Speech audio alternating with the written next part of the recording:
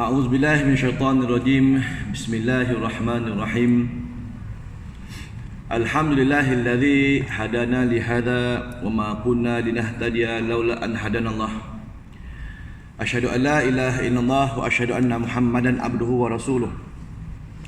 Allahumma shalli wa sallim ala sayyidina Muhammad wa ala alihi wa sahbihi wa baraka wa sallam, amma ba'du. Assalamualaikum warahmatullahi ta'ala wabarakatuh. Alhamdulillah, kita merafakkan syukur kepada Allah Subhanahu wa ta'ala di atas kesempatan dan juga di atas nikmat yang telah diberikan kepada kita. Kita dapat bersolat maghrib secara berjemaah, yang menjadi satu tuntutan kefarduan ke atas kita sebagai Muslim untuk menunaikannya walau sibuk mana pun kita, iaitulah ibadah solat. Dan keduanya, dapatlah kita meneruskan sedikit sebanyak pengajian berkaitan dengan kematian. Saya kira lama jugalah tidak berada di masjid MSRL ni, rindu rasanya kan. Dan Alhamdulillah baru saja kembali daripada Tanah Suci dua hari lepas. Dan kalau sekiranya adalah di kalangan tuan-tuan di hadapan saya ni bakal-bakal tetamu Allah sehari dua lagi yang akan terbang kan dalam bulan Oktober maupun November maupun Disember. Ini nak masuk musim cuti sekolah ni kan. Bila masuk cuti sekolah ni banyaklah orang meninjau untuk ke Tanah Suci. Jadi antara yang mungkin saya boleh sedikit sebanyak lah kan kongsikan kepada anda berkaitan dengan apa yang berlaku sekarang ni di Mekah Madinah. Hari ni Mekah Madinah, kalau kita lihat masih lagi seperti biasa jugalah sebelum ini. Cuma ada sedikit sebanyak lah perubahan-perubahan. Kepada anda yang mungkin dah lama tak ke Tanah Suci, khususnya pasca Covid ni. Sebelum Covid lain, selepas Covid ini lain sikit lah dia punya cara untuk ke Tanah Suci. Mesti ada smartphone masing-masing kan. Yang mana yang ada Nokia 3310 tu minta upgrade lah ke smartphone kan. Minta lah anak ke cucu tolong beli kan. Kena ada smartphone. Sebab kalau tak ada smartphone, nanti tuan-tuan nak daftar masuk untuk Raudah tak boleh. Kalau sekiranya pergi dengan agensi, mungkinlah dia ada muasasah dia kan, boleh bantu tuan-tuan masuk ke Raudah. Tapi kalau sekiranya tuan-tuan pakai visa holiday, visa pelancong, semuanya kena di hujung jari nak mohon masuk Raudah. Jadi ada satu aplikasi namanya Nusuk kan, yang menggantikan Ekmarna sebelum ni. Nusuk sekarang ini, ini satu apps, mesti ada install dalam handphone, dan juga mesti kita masukkan maklumat-maklumat kita, nombor visa kita, maklumat email dan sebagainya. Jadi kena ada maklumat tersebut barulah boleh mohon untuk masuk ke Raudah. Bagi mereka yang pergi dengan travel agency dan mendapat visa umrah, tuan-tuan berkesempatan 2 kali Raudah. Satu, Raudah melalui muasasah. Satu lagi melalui handphone. Sudah apply 1 kali melalui handphone, 30 hari kemudian baru boleh mohon lagi untuk masuk ke Raudah. Bermakna satu orang 2 kali sahaja boleh masuk kalau sekiranya dia pergi dengan agensi yang memakai visa umrah. Kalau pakai visa pelancong, 1 kali aja. Adapun untuk umrah tidak perlu aplikasi apa-apalah. Walaupun dalam apps Nusuk ni pun memang ada untuk umrah, boleh mohon permit apa semua. Tapi buat masa sekarang ni, pakai ihram sahaja orang lelaki dah boleh masuk ke medan tawaf. Janji orang lelaki pakai kain ihram. Awak tawaf sunat ke, nak sembahyang sahaja ke, nak saja-saja pusing-pusing depan Kaabah ke, nak cium Hajar Aswad ke, orang lelaki pakai kain ihram boleh masuk. Orang perempuan pakai jubah macam biasalah, telekung dia apa semua kan. Tapi orang lelaki yang pakai baju biasa, ini kena tawaf di atas, tingkat 1, tingkat 2. Adapun yang lain-lain saya kira macam biasalah, ziarah-ziarah luar kota Mekah macam biasa, pergi ke Jabal Rahmah, ke Arafah dah boleh pergi, tak ada masalah kan, semua boleh pergi. Ke Taif pun dah boleh pergi kan. Hari ni banyak travel agency buat Taif ni secara percuma je, include dalam package kan. Pergi. Hati-hati tuan-tuan dekat kedai pasar buah tu, banyak babun kat situ kan. Kan babun besar-besar kan, punggung merah kan. Ini kokak kepala kita darah ni kan. Jadi pastikan hati-hatilah kan, banyak berselerakan dekat pasar buah sekarang ni. Tambah pula nak masuk musim sejuk ni, lagilah berkeliaran ni babun-babun ni kan dekat Taif. Adapun ziarah-ziarah seperti mana Madinah, macam biasa tuan-tuan boleh pergi pasar kurma, boleh pergi Uhud kan, masjid semua dibuka. Tuan-tuan kalau sekiranya ada masa lapang, ambil teksi pergi merasai solat duha di beberapa masjid-masjid yang agung lah kan.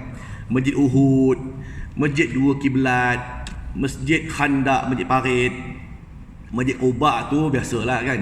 Travel mana pun kalau ziarah luar Madinah, lazimnya ke Quba dulu sebab nak meraih satu pahala umrah. Tapi masjid-masjid lain saya kira ramai orang tak pernah pergi. Jadi ada masa kesempatan kali ni umrah, pergi. Bukan 5 hari ada program aktiviti, package travel kan. Ada hari-hari yang lapang, ambil taksi RM20 aja, pergi semayang saja, pergi semayang. Nak rasalah solat Zuhur, Masjid Nabawi tu memang betul lah kan, dapat 1,000 pahala, tak dinafikan betul. Tapi sajalah nak rasa kan, solat fardu dekat masjid-masjid lain kan, rasalah. Okey. Itulah kurang lebih cerita kan berkaitan dengan Mekah Madinah. Dan bahkan kalau tuan-tuan ada kesempatan pergi medan pertempuran Badar Al-Kubra kan. Badar Al-Kubra tu saya rasa tuan-tuan pernah dengar kisah perang pertama dalam Islam tapi tak pernah sampai pun tempatnya. Kan? Ini kali kalau dapat pergi Mekah Madinah, pergi. Kan Badar Al-Kubra. Kurang lebih 130 km daripada Badar Madinah. Orang travel kalau orang ambil pun dalam RM70-80 aja kan, pergi. Tuan-tuan boleh lihat makam syuhada Badar, dapat tengok monumen nama-nama, ada 14 nama-nama yang syahid dalam perang Badar. Termasuk jugalah ada Masjid Arish, tempat yang Nabi doa makbul, turunnya ayat Quran dan turunnya para malaikat membantu Nabi dan umat Islam dalam perang Badar Al-Kubra. Tuan-tuan dapat tengok telaga Bi'rul Rahah, Telaga Rauhah, Telaga Syifa kan. Tadi semua tu ada dalam ziarah ke Badar. Jadi cerita ni kan, sebab baru balik ni kan. Tadi ada jemaah tanya kan, cerita sikit Ustaz pasal Mekah Madinah. Ni saya cerita kan. Jadi itulah kurang lebih perihal Mekah Madinah. Dan untuk tuan-tuan sekarang ni dah masuk musim sejuk peralihan angin pun dah masih sejuk. Madinah kebarangkalian dalam ni nak masuk awal November dah ni kan, esok 1 November lah. Boleh prepare lah kan, pakai baju sejuk ke apa semua. Okey, itulah kurang lebih perihal tentang Mekah dan juga Madinah Al-Munawwarah. Mekah Madinah tetap di hati tuan-tuan Walaupun berapa kali tuan-tuan pergi pun rasa lagi kan dia nak pergi Mekah Madinah. Tu saya kata kat jemaah, pastikan tanam niat. Tanam niat ya. Tanam niat, insya-Allah Allah Taala lah yang akan menyampaikan tuan-tuan ke tanah suci. Jadi duit ataupun rezeki itu akan ada sebab niat tu dah ada sejak awal. Dan pastikan kita ni rasa seronok ke Mekah Madinah. Tak pergi tempat lain tak apalah kan, tak pergi ke Turki ke, tak pergi ke Balkan ke, tak pergi mana tak apa. Tapi yang penting Mekah Madinah tiap tahun aku kena pergi. Ini niat kena ada. Jadi insya-Allah dengan adanya niat begitu, Allah Taala lah yang akan menyampaikan kita semua ke tanah suci. Jadi insya-Allah. Okey, baik, kita menyambung semula kita punya pengajian tentang rahsia kematian, alam akhirat dan kiamat, karangan Imam Al-Qutubi. Jadi kalau tuan-tuan ada kitab ini boleh rujuklah kan. Saya kira kitab ni bagus untuk semua ada kan. RM98 aja, keluaran Al-Hidayah of Publishers dan Berhad. Memang kena ada, kalau boleh setiap orang kena ada. Beli dekat kedai buku ke apa semua, PKNS ke apa semua ada.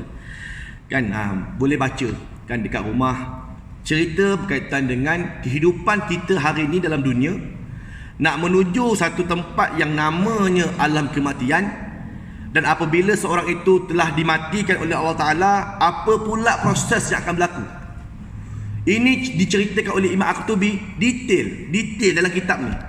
Saya kira banyak kitab-kitab lain cerita tentang kematian, tapi Al-Qutubi punya penulisan ini mudah faham kan. Dia punya jalan cerita tu mudah faham. Jadi tuan-tuan boleh beli lah beli kitab ni. Nanti insya-Allah kalau kita ada pengajian macam ni, tuan-tuan boleh rujuk apa semua. Kita dah hari tu dah membincangkan berkaitan dengan, kalau kita boleh recall balik kan apa yang telah kita bincangkan pada kesempatan-kesempatan yang lalu.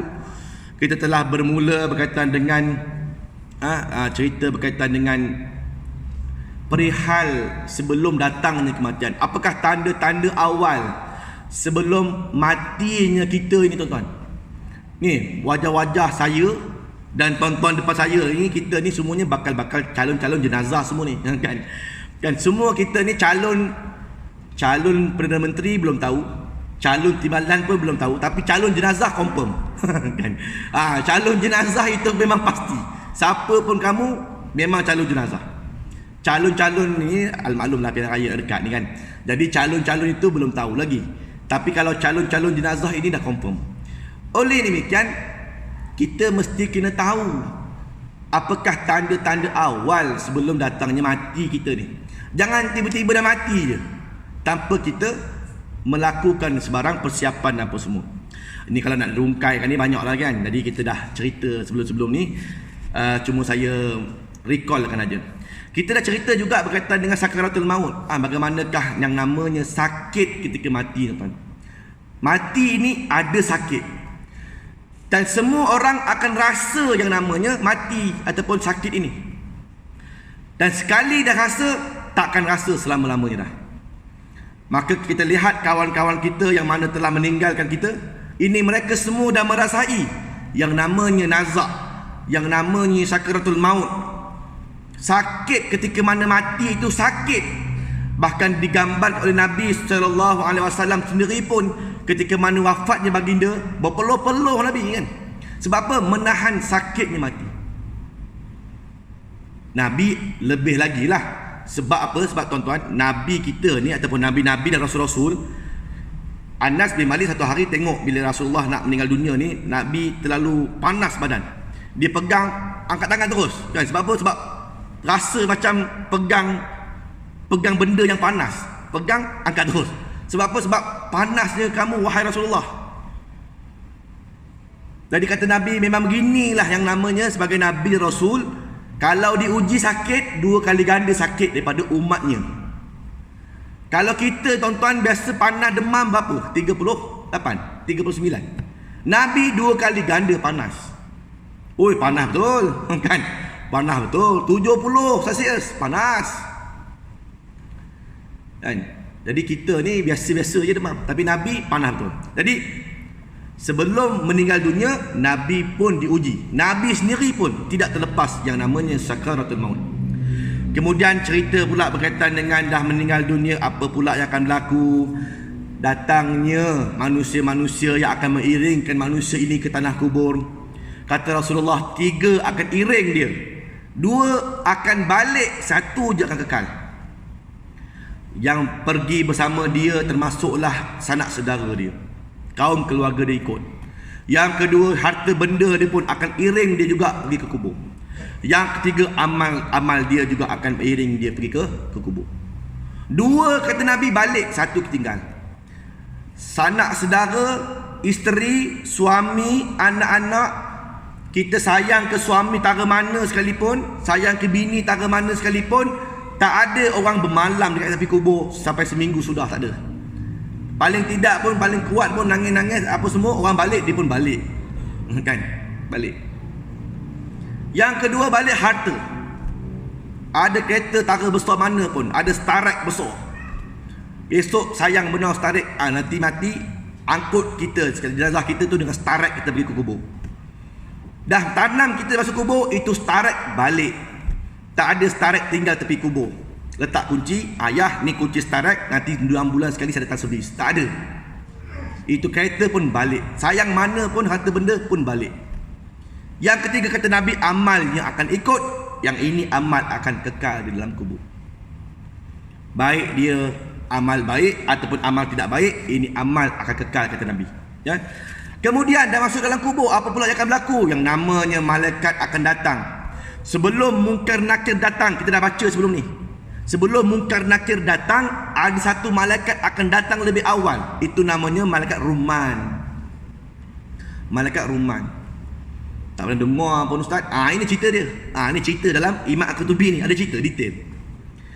Sebelum datang malaikat Munkar Nakir, yang duk tanya kita ma rabbuka, ma nabiyuka, ini soalan pun semua orang tahu kan.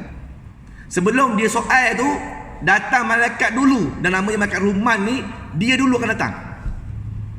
Dia akan dudukkan kita dalam kubur. Dia kata, kau tulis sekarang kau punya amal baik dengan amal jahat. Kita pun mana ada kertas nak tulis kan. Jadikan kain kapanmu itu sebagai kertasnya. Pen tak ada, jari sebagai pennya. Dakwat pun tak ada, air liur sebagai tintanya. Tulis, tulis. Baik buruk, baik buruk, baik buruk, baik buruk, tulis. Kata Nabi, daripada awal dia tulis sampai dia mati, dia ingat apa benda yang dia buat baik buruk dia. Allah Ta'ala izinkan tuan-tuan kita ni untuk recall balik dalam minda kita ni. Ingat belaka daripada kita sejak balik start di amal tu dicatat sampai mati kita, baik buruk ingat. Nampak kita baik apa, buruk apa, naik apa, buruk apa, tulis.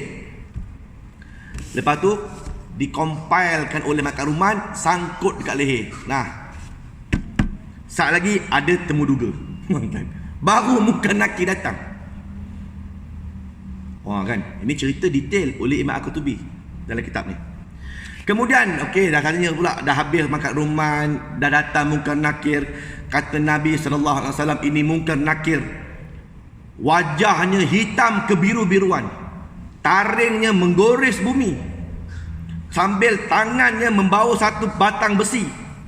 Kalau gagal jawab ini, diketuk kepala kita ni, terbenam ke dalam bumi. Munkar Nakir congkil dengan hujung kuku je, zap, naik balik. Tanya balik, gagal, tang lagi kan, tenggelam lagi dalam bumi. Jadi ini cerita malaikat yang kata hitam kebiru-biruan. Bukan saya buat cerita, tak, ada dalam kitab ni. Kan, ada dalam kitab ni. Dan dikatakan taring menggores bumi, wajah memang brutal gila kan. Ini wajah malaikat Munkar Nakir inilah kita seorang-seorang dalam kubur, yang selama ni kita dikelilingi oleh ramai-ramai orang. Tiba-tiba seorang-seorang je, dengan keadaan sempit. Kita pun panggil, betul tak? Siapa yang kita akan ingat? Family, betul? Keluarga. Kamu akan ingat ayah kamu, mak kamu, anak kamu. Panggil, yang, yang abang seorang-seorang dalam kubur ni, teman lah. Bukan. Kita akan panggil orang, tapi siapa pun tak ada dengar.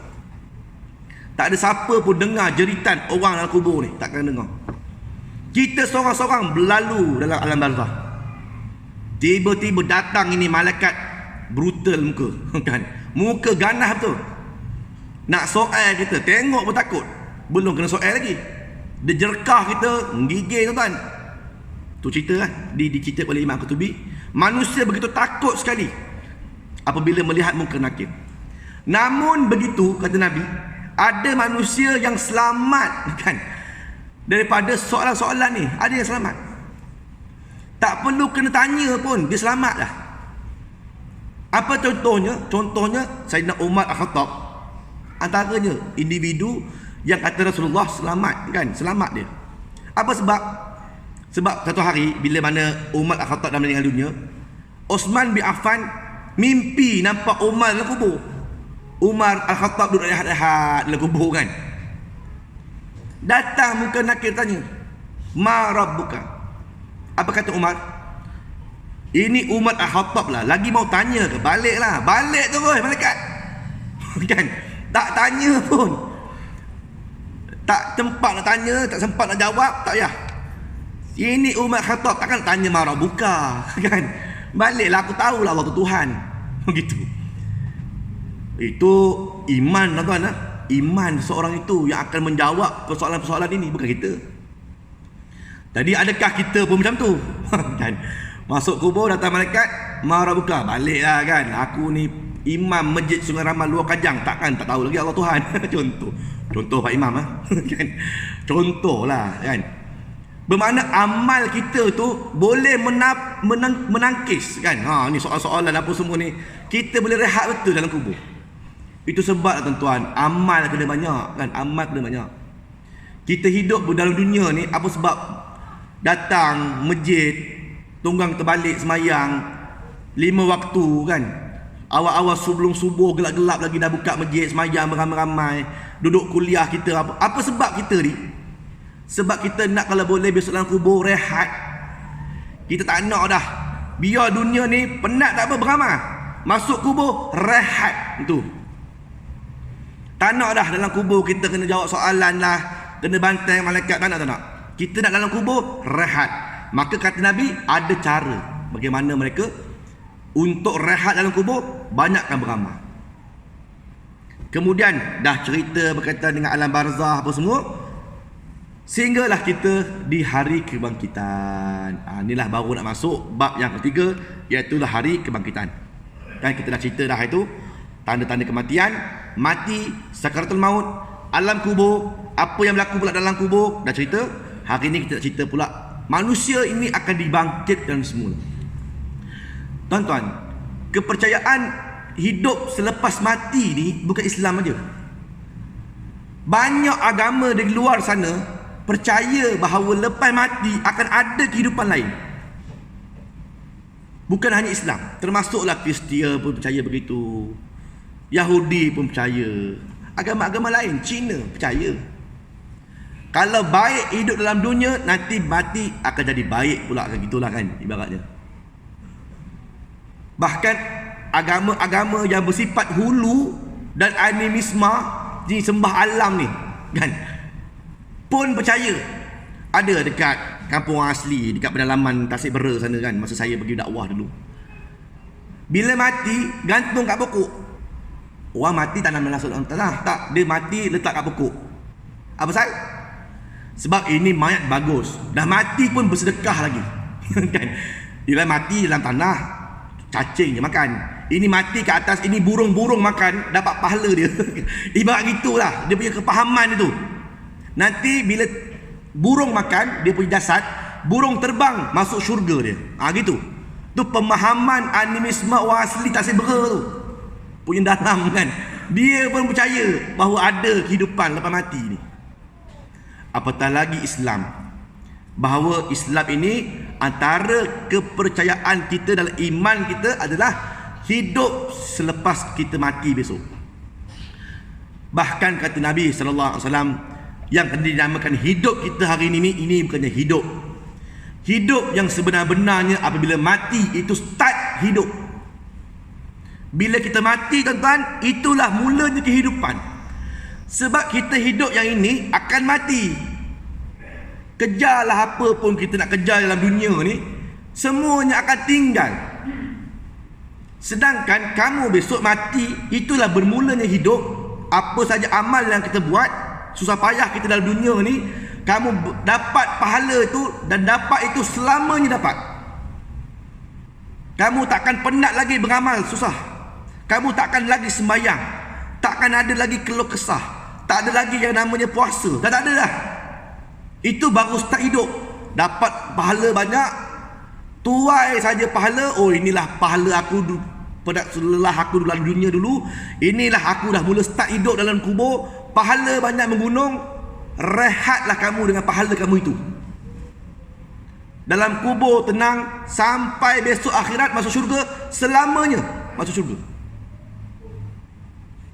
Ada orang mengira-ngira bila dah masuk syurga, dah masuk dalam syurga 1000 tahun.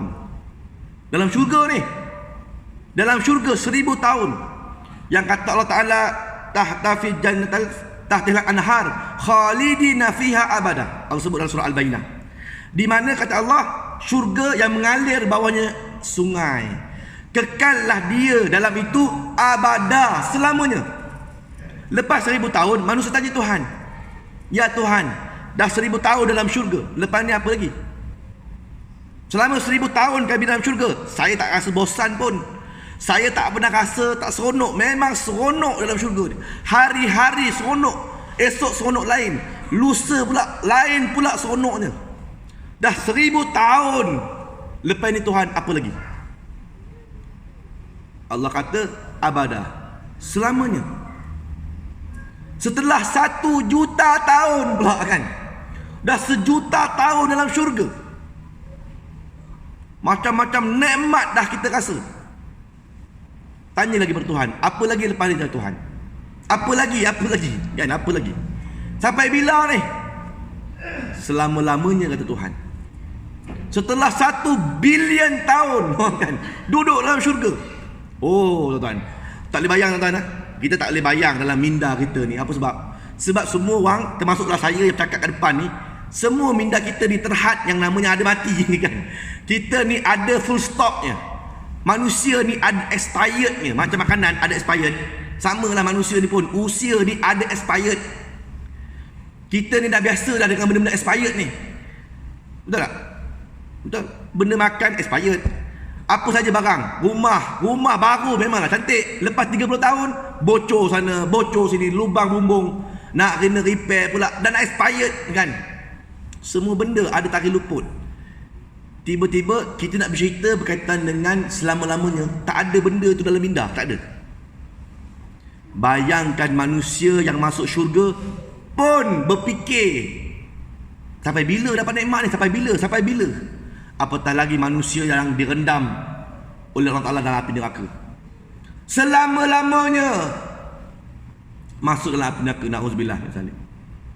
Dia oleh demikian, ini yang kita hari ni duk penat lelah datang kuliah, duduk dengar kan, dalam majlis ilmu apa semua ni, semayang. Apa sebab? Nakkan rehat itu tadi kan, tak nak masuk api neraka, nak ke syurga. Baik, kata tuan kitab, yang ada kitab boleh rujuk lah ya. Bab yang ketiga, hari dibangkitkan dan pengadilan Allah, kan, muka surat 255. Ni baru nak start kitab ni, belum start ke ni? Okey, tak apa kan, nanti kita sambung lagi insya-Allah. Allah Ta'ala berfirman, wa huwal ladzi yursilur riyaha busyran baina yaday rahmatih hatta idza aqallat sahaban thiqalan suqnahu bi baladin mayyitin fa anzalna bihi al-ma' fa akhrajna bihi min kulli thamarat kadzalika nukhrijul mauta la'allakum tadhakkarun.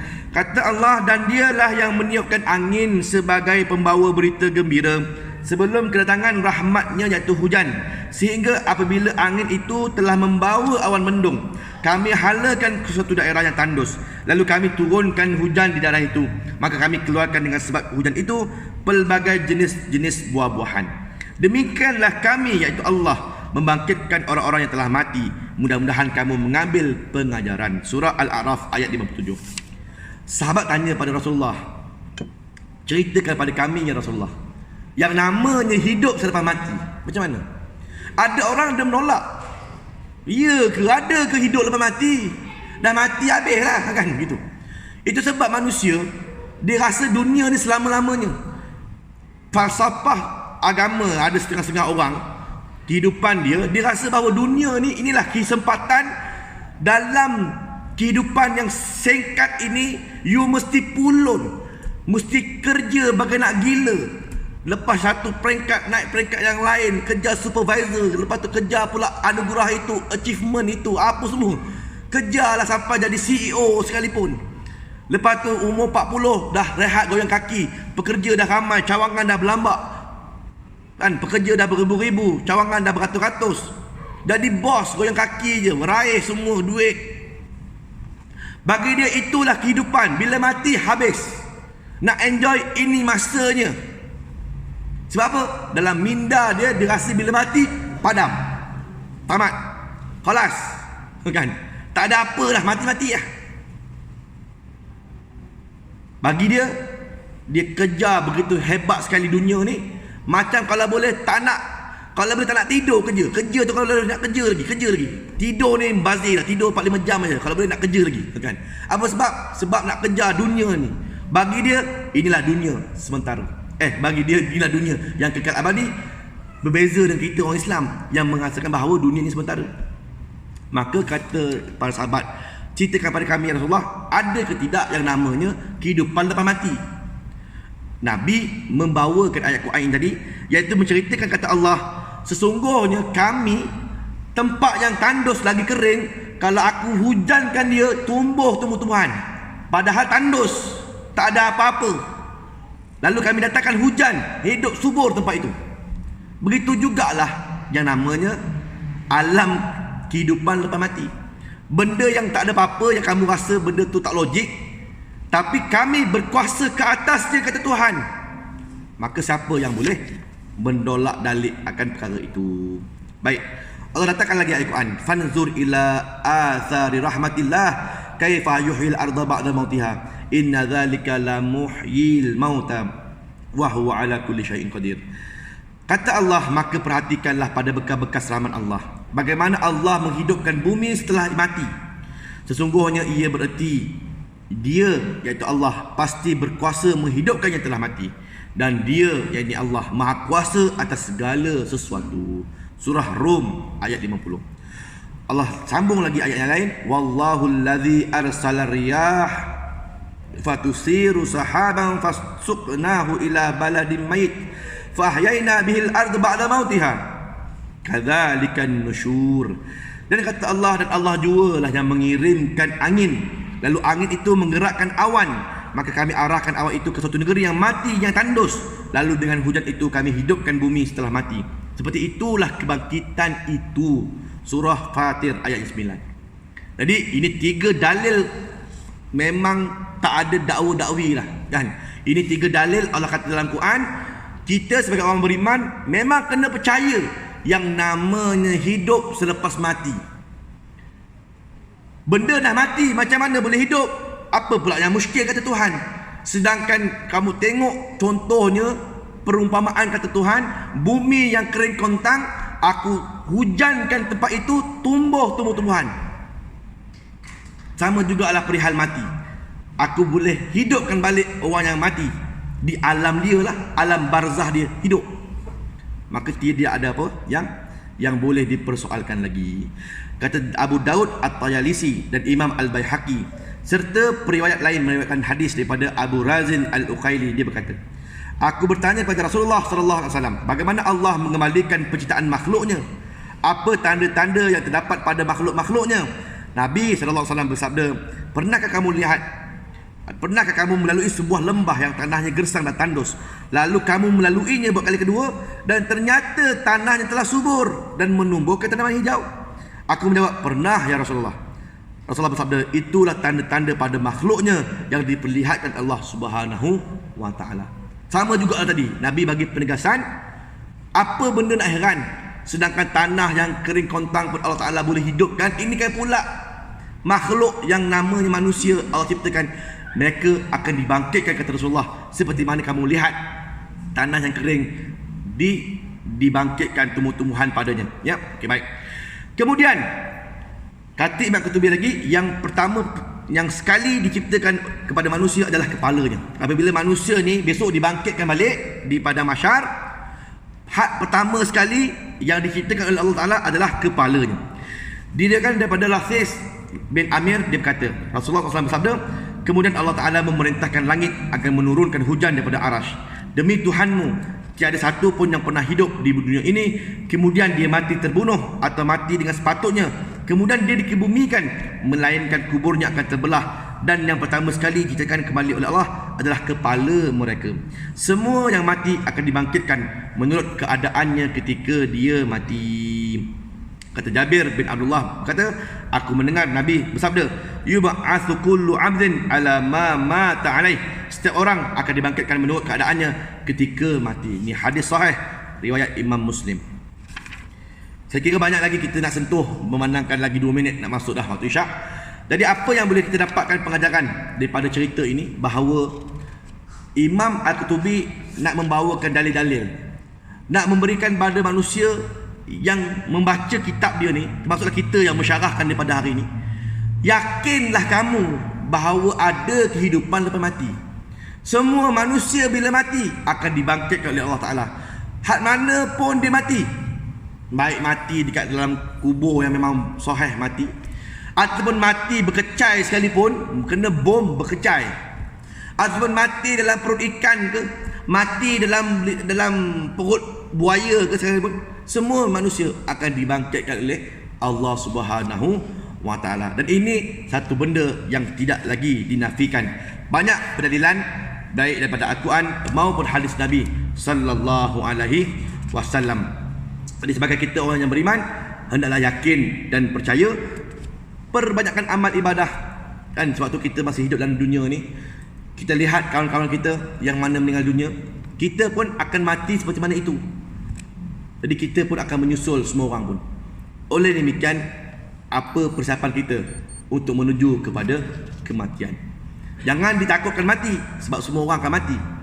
Tapi yang kita perlu takutkan, amal ibadah yang kita nak bawa untuk dipertemukan kepada Allah Subhanahu wa taala nanti. Saya kira cukup sekadarnya, kan, insya-Allah azan pun dah masuk. Aku qouli hadza wa astaghfirullah azim li wa lakum. InsyaAllah kita jumpa lagi pada kesempatan yang akan datang. Kita tangguhkan majlis kita dengan tasbih kifarah dan surah Al-As. Subhanakallah subhanakallah bihamdika asyhadu an la ilaha illa anta astaghfiruka wa atubu ilaik. Bismillahirrahmanirrahim. Wal 'asr innal insana lafi khusr illa alladhina amanu wa 'amilus solihat wa tawassaw bil haqq wa tawassaw bis sabr. Dan insyaAllah pada kesempatan yang akan datang kita akan membicarakan tentang kelebihan la ilaha illallah bagi mereka yang mengucapkannya ketika mana mereka sebelum meninggal dunia. Wallahu taala alam. Assalamualaikum warahmatullahi taala wabarakatuh.